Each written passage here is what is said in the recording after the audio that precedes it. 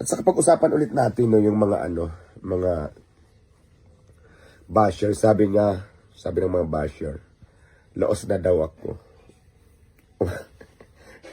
Laos, grabe naman kayo makalaos. Nag-trending na naman ako. Dati marami nagsasabi, laos ka na, ganyan. Tapos may trending na naman ako, sabi na naman ng basher, yung trending ko na tindahan, di ba? Sabi na naman ng basher.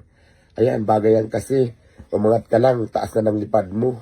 Diyos ko, hindi ko na talaga alam kung saan ko ilulugar sa sarili ko. Kaya, yon, alam niyo sa totoo lang, ang importante lang talaga ngayon, masaya ka sa buhay mo, no? I-enjoy mo lang yung sarili mo. Whatever happens, kailangan mag-enjoy ka.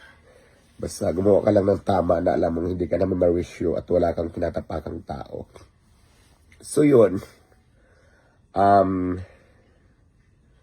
ba't ang daming mga mga utak talangka, no, ng mga tao? Hindi naman sila ito ha, pag-usapan ulit natin kasi nababasa ko sa mga comment section. Apektado ba kayo sa buhay ko? Apektado ba kayo kung maghirap ako? Diba? Apektado ba kayo kung bumalik ako sa pagiging tawag dito, taong grasa, pagiging palaboy? Apektado ba ang mga buhay niyo? Bakit galit na galit kayo? Ang daming natutuwa. Apektado rin ba kayo kung umangat ako? Meron bang connection sa mga buhay niyo? Grabe kayo. Alam niyo ang gawin natin?